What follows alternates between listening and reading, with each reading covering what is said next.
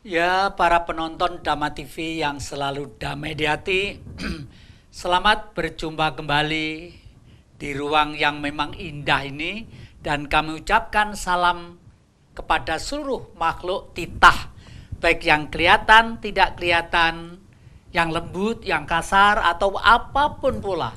Semua adalah ciptaan Sang Maha Kasih. Kami ucapkan Rahayu. Semoga para penonton Dhamma TV yang kami muliakan semua dalam keadaan kedamaian, keabadian, keluhuran, dan kesejahteraan. Sudah barang tentu sesuai dengan karma dan hukum mereka masing-masing. Para penonton Dhamma TV yang kami muliakan, sesuai dengan suara dan permintaan-permintaan, juga hampir lupa. Terima kasih, salam saya untuk rekan-rekan yang dari Madiun yang selama ini aktif banget mencermati, bahkan kalau topik baru yang akan disampaikan, mereka menyampaikan usul, kritik, dan lain sebagainya. Terima kasih, salam saya untuk keluarga, mudah-mudahan semua damai bahagia. Para penonton Dhamma TV yang kami muliakan, sebagaimana kita umumkan minggu yang lalu, bahwa di tempat yang indah ini, di tempat saya yang indah ini, kami masih bergulir di sekitar lereng Gunung Arjuna. Kalau di sini ada 3 gambar gunung, ini adalah gunung legendaris, Gunung Arjuna, Gunung Anjasmara, dan Gunung Penanggungan. Itu gunung yang sejak kurun waktu, dari waktu ke waktu, selalu mencetuskan legenda-legenda, tuntunan-tuntunan, peradaban-peradaban yang bahkan dianut oleh manusia di jagat raya itu. Hanya karena perjalanan kidung itu nun jauh ke sana puluhan ribu kilometer kadang-kadang, maka dari itu setiap di tempat daerah di mana dia disebarkan, ajaran itu disebarkan, selalu mengalami perubahan-perubahan. Dan itu tidak menjadi masalah, karena kita itu harus cermat dan harus bijak dan harus cerdas. Misalnya saja, jangankan kok di muka jagat, di Malang Raya aja, sama-sama orang yang menganut agama Islam, ya, agama Hindu, agama Buddha, Katolik, Kristen, atau yang bakar dupa misalnya, itu daerah satu dengan yang lainnya tata caranya sudah lain-lain.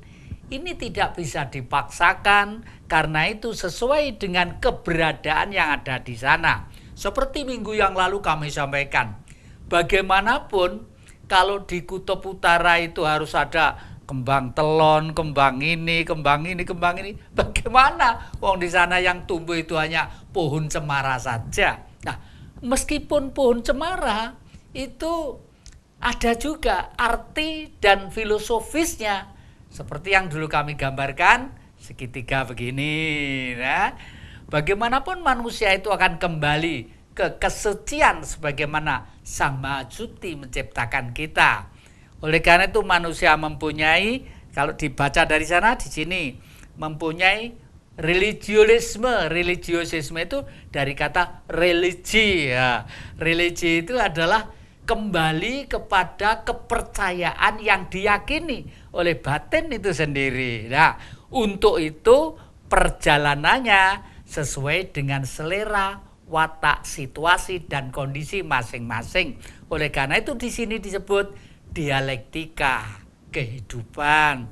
Religi, dialektika kehidupan, entah itu politik, entah itu budaya, entah itu agama, entah itu apapun, tujuannya menyatu kembali ke kemurnian Sang Maha Kuasa. Nah, para penonton Dhamma TV yang kami muliakan, kalau di sini tangan saya memegang sebilah keris. Keris ini ada sejarahnya. Gak tahu ya kenapa kok kakek ini dengan keris itu kayaknya kayak menjadi satu kesatuan yang gak bisa dipisahkan, ya. Sayang tadi gambar di rumah ketinggalan. Pada waktu saya masih kelas 5 sekolah dasar waktu itu di foto sudah memakai beskap putih, di sini pakai jarit, di sini tuh nyengklit keris di depan gini. Karena bukan kerongan. Kalau kerongan seperti Pak Dalang di belakang itu ada keris ya. Tapi karena waktu itu baju saya panjang, keris saya sempitkan di sini gitu.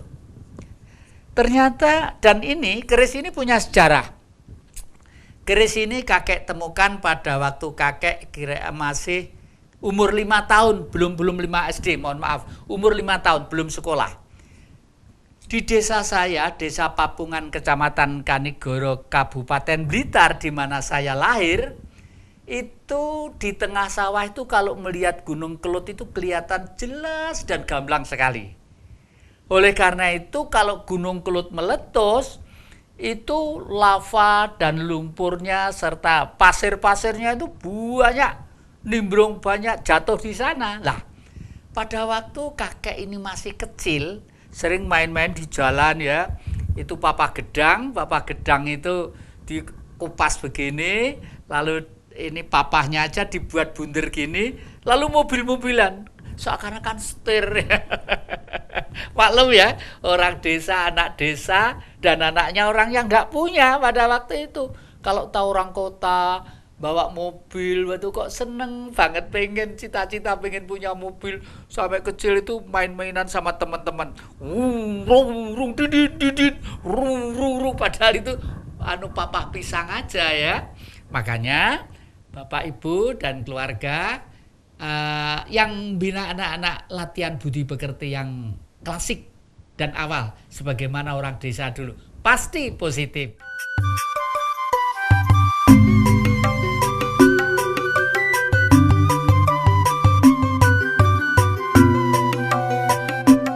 Ini kita sedikit sejarah tentang keris ini ya. Masih kecil, begitu saya temper di kaki, tek langsung nancep di pohon pisang, telap gitu. Untung keris itu posisinya nggak seperti ini, jadi nggak kena gini.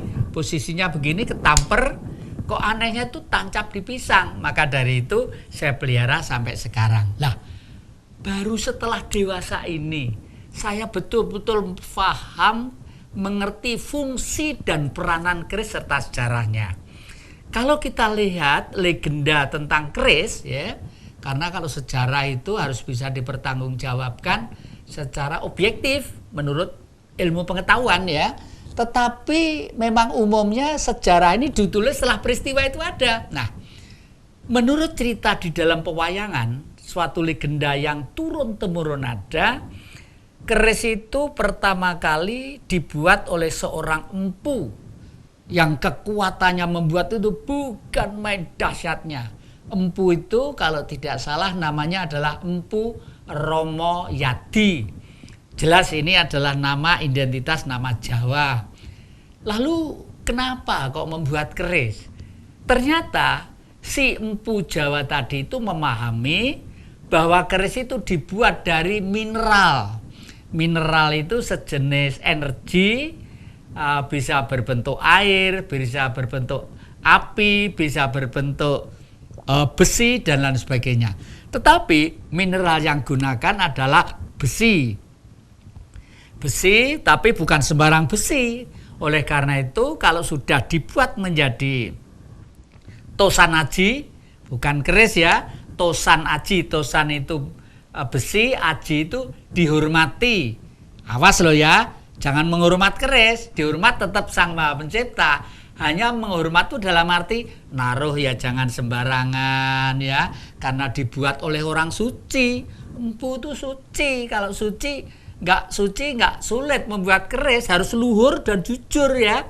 Oleh karena itu dicampur mineral yang masih bersih. Apa itu? Disebut meteor ya, meteor. Karena apa? Meteor itu bahan besi yang jatuh dari luar angkasa, jatuh ke bumi. Kenapa kok dianggap bersih? Karena di sana belum terkontaminasi, belum tercampur oleh bahan baku yang lainnya. Kalau di bumi sudah ada batang, sudah ada ini, sudah ada itu. Oleh karena itu besi yang dari bumi biasanya gampang rusak. Nah, sekaligus si empu pembuat keris, karena besi itu adalah mineral ya, dan di situ bisa memuat energi. Contoh ini ya, kalau buka keris begini, Nah, yang ditarik ini ya ke atas. Lalu kalau saya mesti begini. Nah, atau begini ya. Nah, gitu. Itu rasa hormat. Ini namanya pulang geni.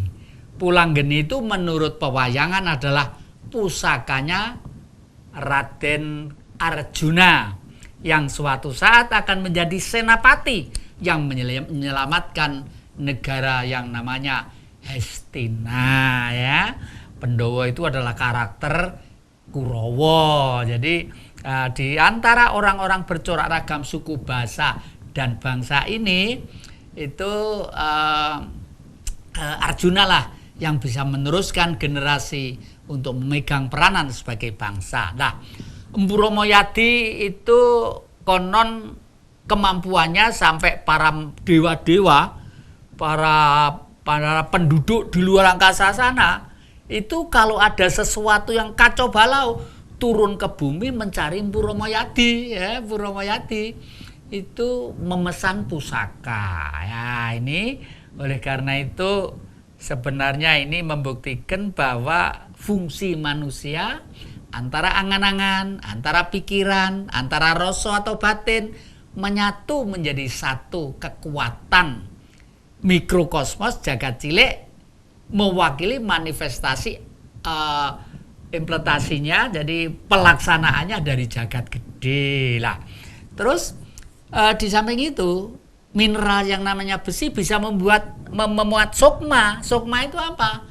Sukma itu adalah roh suci yang masih dibungkus material. Nah, meteor besi yang masih bersih dari angkasa tadi itu, leluhur mempunyai perasaan. Siapa tahu, bahasanya lo ya, maaf lo ya, siapa tahu kalau satu bisa mengikat energi alam sebelum manusia itu diciptakan dengan perkembangan. Yang kedua, siapa tahu lo ya, jangan dipastikan lo ya, kalau leluhur-leluhur itu turun kembali ke bumi untuk meneruskan perjalanan ke 9 traf sampai menyatu dengan kesucian Sang Maha tadi itu.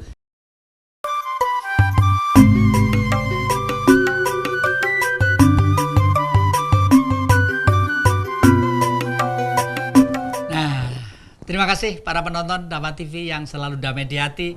Anda masih setia mengikuti ini. Mungkin tadi tentang fungsi keris kurang jelas ya, kurang gamblang ya anak-anak, adik-adik. Fungsi itu adalah gunanya. Gunanya itu untuk apa, di mana, bagaimana, kemana gitu ya, paling enggak ya. Fungsinya itu menurut saya ya, menurut kakek ini yang sejak kecil bersamaan gandengan dengan keris, banyak sekali. Jadi ada keris yang berfungsi untuk mempertahankan diri dari arti fisik. Ya, misalnya waktu itu manusia masuk hutan. Hutan kan banyak binatang buas, ada ular, ada harimau dan lain sebagainya. Nah, keris bisa juga berfungsi sebagai pelindung, proteksi kawan yang melindungi diri, karena waktu energi ini mengabdi kepada kita, itu kadang-kadang di sini ya, di rumah saya ada suatu pusaka yang kalau misalnya mohon maaf ada sesuatu orang yang akan mungkin bagaimana ya, kurang niat baiknya mungkin ya, itu mengangkat sedikit begini, keluar sedikit begini. Lalu di belakang, karena rumah saya panjang ke belakang, di belakang tuh saya sudah mencium bau yang kurang sedap. Padahal keris tiap-tiap tertentu saya kasih minyak sesuai dengan kegemaran saya, tergantung minyaknya apa terserah gitu ya. Itu fungsinya. Yang kedua, meskipun pusaka ini di rumah ya, asal dipelihara dengan baik, itu bisa membantu secara tidak langsung kepada keluarga. Meskipun keluarga itu pergi kemana aja, tidak mengenal ruang dan waktu, karena ini adalah energi. Kalau saya hubung-hubungkan dengan hukum cinta kasih ya, yang sering disampaikan oleh Dhamma di sini ya, oleh para biksu di sini, hukum cinta kasih itu hukum yang sangat mulia sekali. Jangankan kok besi, tusuk gigi kalau penuh dengan cinta kasih ya, kita taruh yang bagus, kita bungkus yang bagus, jangan sampai kotor.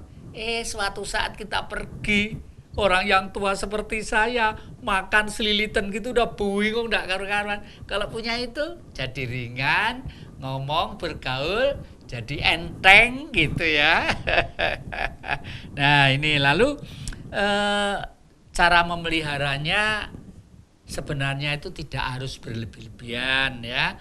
Ada yang percaya pada bulan-bulan tertentu boleh-boleh saja, tapi karena saya itu orang sibuk yang kadang-kadang bulan-bulan tertentu tidak di rumah, yang ngelabeng aja kemana-mana ya, pokoknya saya sempat saya bersihkan ya. Lalu ya itu tadi caranya begini, ini diangkat ke atas, lalu saya taruh di ini etika aja madeg, baru saya pakai sikat itu ya, sikatnya yang halus loh ya. Kalau sikat gigi masih kasar satu, kedua kali kasar bisa menyimpan justru lembab-lembab, akhirnya lembab nanti menempel ke sini, karena besi itu musuhnya hanya air ya. Kalau kena air lama-lama bisa tayeng gitu ya. Disikat gini. Kalau memang agak kotor, maaf, ini ya, mungkin etika kurang ya. Pakai step saya, stepnya buku itu. Saya gini arah di dak itu pokoknya bisa bersih. Kenapa kok step? Satu, dia itu terdiri dari karet. Dia itu mempunyai minyak yang bisa kalau kita stepkan ya, yang kasar bubuk-bubuknya itu akan bisa bersih, tapi minyaknya akan bisa menjaga inilah. Minyak itulah yang sulit menyatu dengan air. Artinya supaya pusaka itu tidak gampang tayeng atau tidak gampang kena kerak begitu seperti itu ya. Nah, ini kenapa kok saya pasang gambarnya kuntul? Karena setelah saya tayuh, di tayuh itu mengurangi lapar, mengurangi kenyang, lapar sedikit, tidur pun tidak boleh ngomong terlalu sembrono. Terus suatu saat ya biasa aja saya tayuh tidur, saya taruh di sebelah saya begini. Tapi maaf loh ya, anak-anak atau saudara adik-adik yang masih belum jangan sampai menirukan ya. Nanti kalau ditirukan tidur ngeloni keris, ya kalau nggak ngelindur. Kalau ngelindur perasaannya perang dengan siapa? Dudotek yang tahu temennya yang sebelahnya kejojoh misalnya. Itu tidak boleh ya. Harus dengan penuh kesadaran, penuh kesabaran, penuh dengan kelapangan budi, dengan niat baik, karena cinta kasih terhadap benda ini. Nah, akhirnya keluar bangau. Makanya saya buat seperti bangau lah. Itulah adik-adik. Jadi fungsi dan peranan itu banyak sekali ya perannya, karena secara tidak langsung kita mencintai suatu energi. Dan yang kedua, energi sebelum ada manusia, bumi itu sudah penuh dengan energi, penuh. Energi ini adalah sering kita sebut dengan istilah dewata.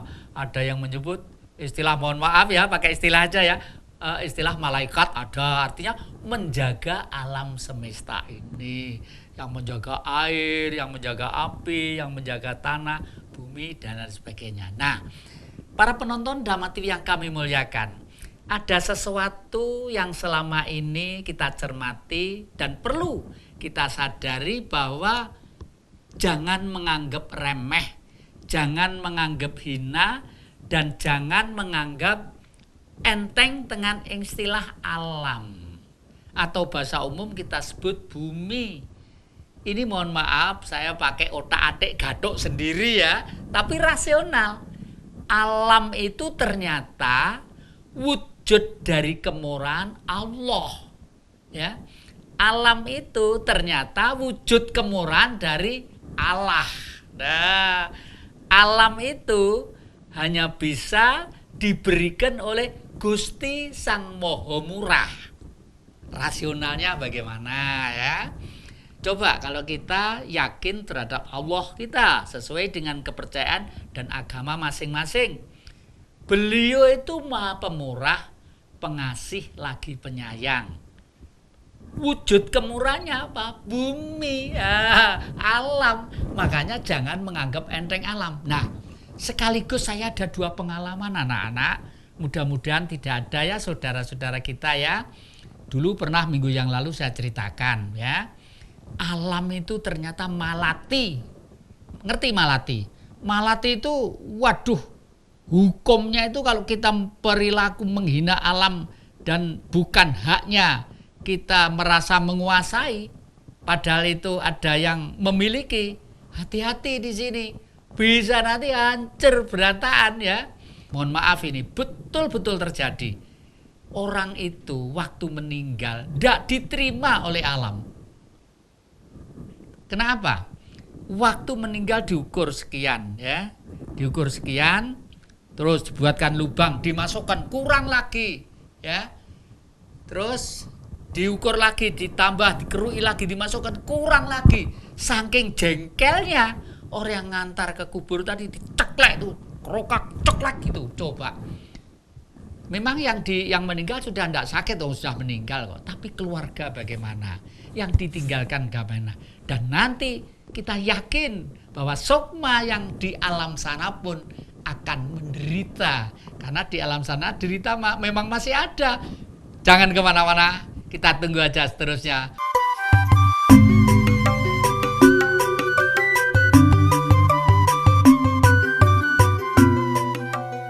Ya, terima kasih para penonton Dhamma TV yang selalu damai di hati. Anda masih setia ya.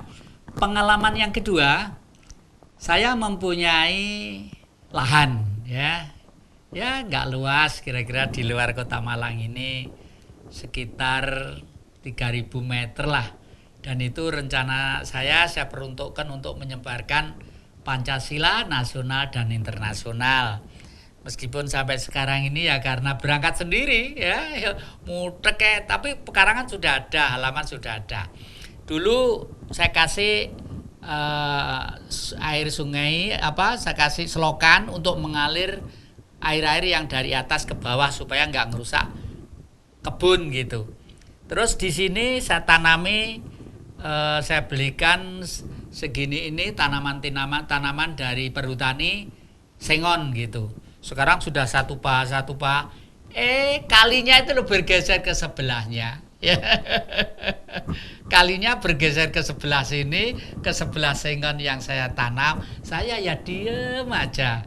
Ya enggak apa-apa lah, artinya tapi hati-hati yang saya ceritakan tadi, jangan-jangan nanti itu kalau ada sesuatu itu ya itu saya percaya betul bahwa tanah itu adalah betul-betul malati, mempunyai energi suci yang begitu bagus sekali, karena alam adalah Allah yang kelihatan, memberi biji-bijian kita makan, memberi air kita minum, pengen membuat kerajaan dari alam, dari bumi. Nah, lalu cara merawat dan memelihara tosanaji ya simpel aja, seperti tadi saya katakan ya.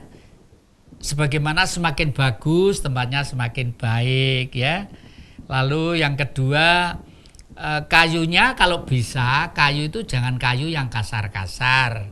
Kayunya itu umumnya itu adalah kayu yang agak empuk supaya untuk keluar masuk besinya itu tidak gampang kepaksa, lalu besinya semakin lama semakin kalah, karena fungsi pamor, fungsi keutuhan itu masih bagus ya. Itu yang kedua, memang kalau punya biaya dipelihara dengan baik, misalnya dengan beli jeruk nipis lalu diwarangi ya. Warangan itu sekarang mahal. Justru warangan itu yang punya, yang asli, yang bagus tuh dari daratan Cina. Bentuknya segini, kuning setengah, oranye setengah kuning gitu ya. Itu untuk memarang itu bagus banget. Dan sekarang bagian-bagian keris itu apa aja? Kalau ini ini namanya warongko, ya, rongko. Makanya ada istilah curiga manjing warangka. Artinya sukma yang ada di dalam tubuh kita itu sebagai curiganya, warangkanya ya tempat ini, gitu loh ya. Warangkanya itu wadahnya. Oleh karena itu, kalau kita pengen sukma itu bagus, ya warangka itu harus bagus.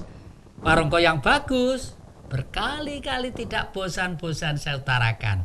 Angan-angan yang benar, pikiran yang benar, tutur kata benar, pribadi benar, bergaul pun harus benar ya. Karena ukurannya pergaulan itu tadi lah. Yang kedua, ini namanya kalau di sini itu ini peksi. Peksi itu ini ya. Peksi itu ini. Ya, ini yang di bawah untuk nyonggo karena antara ini dan ini biasanya itu antara ini dan ini mesti pisah. Ini namanya peksi. Nah, peksinya itu ada yang ngelabang, ada yang macam-macam lah gitu ya. Terus ini sogoan itu di sini. Tadi saya keris yang besar nggak bawa ya. Sogoan itu ininya. Biasanya ada keris yang di tengah itu geger sapi, di tengah itu bentuknya seperti ini, tengahnya lalu ledok begini sampai ke ujung. Itu namanya geger sapi ya. Kalau yang ini nama yang di dalam ini, yang ini kalau dicopot itu ada ini ya, ada kecil ya untuk ditancapkan di sini. Ini juga ada ini kalau ini namanya ini apa itu?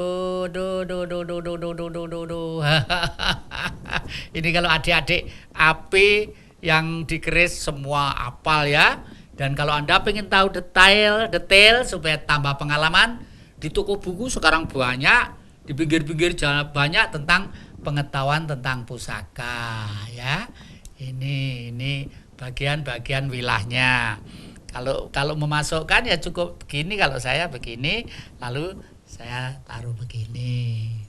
Nah, pendok ini namanya pendok. yang ini antara rongko dan pegangan ini namanya pendok ya. Pendok ini macam-macam, ini saya ngarang sendiri. Pendok umumnya ini. Dan ini ya saya tadi mestinya membawa beberapa keris ya untuk contoh ya, untuk tak apa-apa lah ini ya. Para penonton Dhamma TV yang kami muliakan, dan memang seingat saya keris itu meskipun barang mati karena tidak bergerak ya, bendanya itu masih mempunyai energi yang bisa sambung sinambung dengan pemiliknya. Hanya saja itu tadi, karena pembuatan keris itu juga mempunyai etika dan norma. Ada keris yang untuk kepentingan negara, bangsa, dan ada keris yang untuk kepentingan dunia. Ada keris yang untuk kepentingan regional, ada keris yang untuk kepentingan lokal, pribadi atau rumah tangga. Nah, kalau sejenis keris yang pribadi ada rumah tangga, itu biasanya Anda memiliki sejenis jangkung. Jangkung itu karakternya loknya 3 begini ya, 1, 2, 3. Ini jangkung, artinya jangkung membantu ngewangi ya, ngewangi. Tapi nggak boleh diharapkan loh, sekali lagi loh, harapan tetap dari Sang Maha Pencipta. Tapi Sang Maha Pencipta menciptakan semua energi itu punya kehidupan, punya energi. Namanya aja energi, mesti hidup lah. Hidup di dalam keris inilah secara tidak langsung akan jangkung, akan mengayomi, akan mendorong, akan melindungi daripada pemiliknya tadi itu. Tapi ya itu tadi, dengan syarat jangan sampai pemiliknya ada niat jahat, ada niat yang kurang baik, pasti kena sendiri nanti ya, kena sendiri ya. Semakin lugu, semakin sederhana kita memilikinya, semakin andai kata bisa ngomong, semakin seneng gitu loh ya. Karena semua itu hidup tadi itu ya. Itulah. Ada yang keris kenceng, yang lurus, ada yang low. Low itu sampai ke 13. Bahkan ada yang low sampai banyak. Saya punya kalau nggak salah low-nya itu sampai 24. Ada yang low-nya sampai 24, ada. Itu belok gini. Ya menurut hemat saya itu kalau low-nya itu terlalu tinggi, itu kalau seseorang itu tidak paham akan fungsi dan peranannya sebagai kehidupan, itu juga kadang-kadang energi yang dinamis itu. Belok-belok itu kan radikal, istilah dinamis ya. Dinamis itu yang punya harus dinamis juga, harus kreatif juga ya, kreatif. Oleh karena itu awal semula bisa memilih jangkung ya. Jangkung itu normal sekali, artinya ada tipe jangkung mangkurat, ada jalak sangu tumpeng. Jalak sangu tumpeng itu namanya aja sudah unik ya. Jalak sangu tumpeng. Jalak itu tipe karakternya, sangu tumpeng itu adalah bentuk wondonya. Nah, kalau pamornya macam-macam. Ada yang beras kutah, ada yang bendo segodo, ada yang pamor tiban. Dan saya memiliki keris satu tuh aneh. Umumnya yang namanya keris Bodronoyo, tumbak ya, itu kan gambarnya Semar begini, gini. Lalu ini pegangannya. Tapi yang kakek punya kebetulan saya simpan sampai sekarang, tapi itu tinggalan leluhur, turun temurun ya. Itu pamor Semar tuh pada pamornya itu sendiri. Jadi dan ini termasuk ya gampang-gampang angel ya. Dikatakan gampang tuh kalau orang sekarang logikanya ini hitam, lalu gambar Semar ditempelkan, ditotok mesti nempel. Logikanya begitu. Tapi benda yang tempaan digebuk dengan palu, dengan tidak akan kelihatan ya. Jadi itu kelihatannya itu membuatnya itu masih itu yang klasik ya, dengan energi pak gitu. Jadi dulu itu kalau sudah membuat itu, yang membuat itu mesti tirakat dulu dengan beberapa sesaji lah. Sesajinya itu Anda bisa belajar membeli buku, ada kok itu membeli buku ya. Kalau menurut saya tidak pernah membuat keris, dan memang etikanya kalau membuat itu harus ada sesaji yang lengkap, dan bahkan sesaji itu tidak mahal, sebagai wujud etika yang kita berikan, kita sampaikan pada energi itu sendiri. Siapa tahu kalau nanti yang ngomong keris itu, yang ngomong loh ya, itu adalah leluhur kita yang pengen naik tingkat. Nah, oleh karena itu awas, jangan nyepelekkan keris ya. Keris dianggap klenik, sirik, musrik, itu keliru ya. Klenik itu dari kata-kata klen, klen itu himpunan, itu misterius. Suatu himpunan yang misterius, yang orang lain sulit memahami ya. Kalau tidak betul-betul sudah bisa diskusi atau tukar pengalaman dengan batin. Nah, sampai di situ para penonton Dhamma TV yang kami muliakan, mungkin kalau ada beberapa sesuatu yang harus disampaikan, nanti akan kita sampaikan.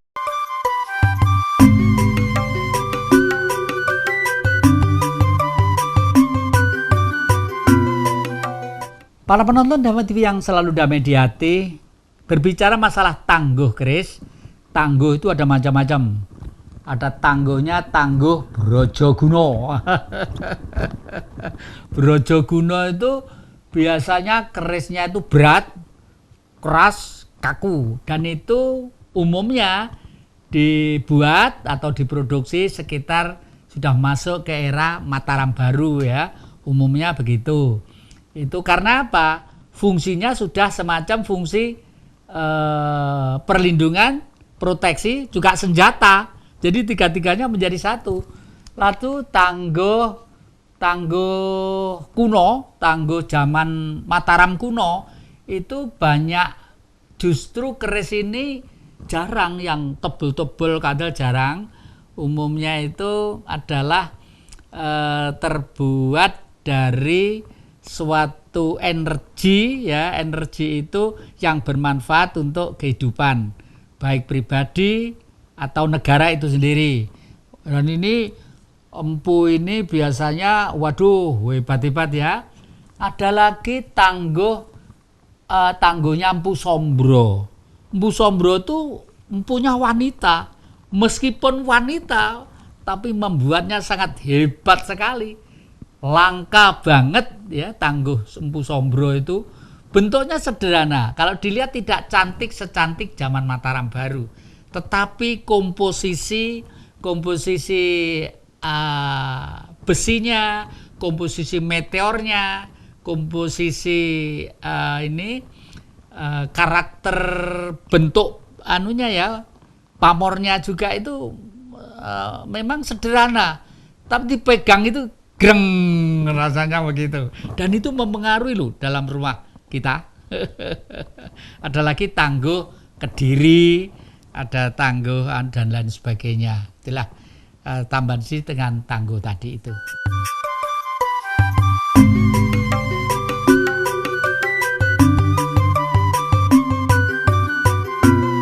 Ya, para penonton Dhamma TV yang kami muliakan, terima kasih. Memang bicara tentang keris itu kita senang juga ya. Karena apa? Karya ini diakui oleh Perserikatan Bangsa-Bangsa. Suatu karya manusia yang sudah mempunyai karakter spirit itu jiwa yang sangat tinggi. PBB yang ada di New York sana ya mengakui gamelan, diakui, bahkan sekarang orang Inggris, orang semua berbondong-bondong banyak pengen belajar gamelan dan tembang-tembang Jawa dan bahasa Koromo Toto Kromo Jawa yang halus banget gitu ya. Memang keris ini keris legendaris sekali. Ada yang misalnya legendaris Empu Gandring. Ini maaf, adik-adik jangan salah keliru ya, jangan salah tangkap ya. Keris Empu Gandring tusuk menusuk ke sana kemari itu nggak ada. Itu sudah dipelintir karena sejarah itu dulu ditulis oleh orang non jauh di barat sana, dipelintir biar seakan-akan kakek-kakeknya orang Jawa itu pekerjaannya bertengkar aja. Enggak seperti itu ya. Empu Gandring itu adalah seorang empu, seorang guru besar. Begandring itu ceramah, indoktrinasi, memimpin suatu diskusi ya, punya tujuan tertentu. Apa tujuannya? Membentuk suatu negara yang diperintah oleh sistem pemerintahan yang kuat, sehat, cerdas, dan pandai. Ya. Dan tempatnya di mana? Tempatnya di Singhasari atau Singosari yang sekarang kakek pelihara di sana itu. Nah, itu oleh karena itu kakek punya cita-cita yaitu Singosari nanti harus menjadi universitas yang menyebarkan Pancasila nasional dan internasional. Nah, begitu ya. Oleh karena itu Empu Gandring itu waktu itu di Singosari menyiapkan calon-calon bupati, calon patih, calon tumenggung, kalau sekarang calon camat, calon gubernur, calon wedono, wali kota disiapkan di Singhasari nyo. Jerih payah susah payah. Sudah waktunya dipetik lalu mendirikan kota raja. Suatu tempat di mana raja berdomisili di sana ya. Terus dari sana karena waktu itu tol itu kan masih sungai, ngikuti Sungai Brantas. Dari jalan tol sana, dari Singosari bergeser ke Pare. Ke dulu sebelum Pare bergeser ke Kalikonto ya. Kalikonto kurang dekat lagi dengan laut, bergeser ke Pare.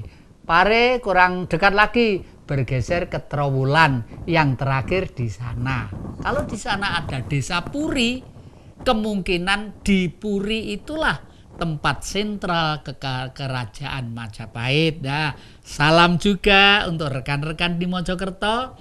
Kebetulan saya merasa tersanjung sekali akhir-akhir ini kakek dinobatkan oleh rekan-rekan para bini sepuh budayawan Mojokerto sebagai bini sepuh adat Mojopahit. Ya, pokoknya ayolah, siapa kalau tidak kita yang merumat mikul dhuwur mendem jero kepada leluhur kita. Mikul dhuwur itu leluhur kita harus kita angkat setinggi-tingginya. Karena kita itu yang mewarisi bumi ini, mewarisi air ini, mewarisi hutan ini, mewarisi lautan ini, pulau ini, gunung ini adalah leluhur kita sendiri. Mendem jero itu jangan sampai sekarang tuh dudal-dudal kejelekannya. Wah, ini. Jangan, tidak ada habis-habisnya ya toh. Bolehlah sedikit menengok ke belakang mana yang kurang tepat, mana yang tepat. Kita harus melompat ke depan yang lebih jauh lagi. Nah, apalagi sekarang ini gairah untuk bangkit Majapahit. Waduh, bukan main. Justru anehnya sekarang ini bangkitnya Mojopahit dimulai dari tanah Pasundan. Lo coba bayangkan, dimulai dari tanah Pasundan. Padahal di Sunda sana itu nggak ada jalan yang namanya Gajah Mada, jalan yang namanya Jalan Brawijaya, nggak ada. Kenapa? Karena pada kena pengaruhnya imit divide et impera yang disebarkan oleh penjajah pada waktu itu. Padahal Raden Wijaya sendiri justru asalnya dari sana. Asalnya dari sana, terus ke timur waktu itu masih naik kapal ya, perahu, lalu bersandar di ujung Galuh ya. Sekarang di Sidoarjo sana, lalu bergeser mendekati Gunung Arjuna. Gunung Arjuna, Gunung Penanggungan, lalu Gunung situ ya di Anjasmara. Gunung Arjuna, Gunung Anjasmara, Gunung Penanggungan. Nah, 3 gunung inilah gunung legendaris yang turun-temurun melegendakan juga tentang keris ya. Jadi keris itu memang tosanaji yang diharapkan berdampingan dengan manusia yang sudah mampu mempunyai kekuatan spiritual yang tinggi dan sama sekali tidak ada unsur negatif. Menjadi unsur negatif kalau pusaka itu sudah dimasuki mantra-mantra yang nyimpang dari budaya leluhur kita, nanti akan energi itu akan negatif, mempengaruhi hidup negatifnya manusia itu sendiri, dirinya, lingkungan, dan lain sebagainya. Nah, para penonton Dhamma TV yang kami muliakan, mohon maaf ya kalau ada kesalahan, kekilapan, tambahi sendiri, diskusi dengan kiri kanan. Pak Jati waktu itu ini salah, tolong dibetulkan ya, karena namanya orang tua banyak lalai, lupa, dan kilap. Mohon maaf sebesar-besarnya. Jangan lupa pesan saya masih ketemu setiap hari Minggu jam 19 malam. Dan mohon maaf kemarin tidak diulang, tapi minggu depan akan rutin lagi diulangi hari Senin jam 4 sore. Sudah barang tentu dengan ucapan Dhamma TV selalu damai di hati. Rahayu.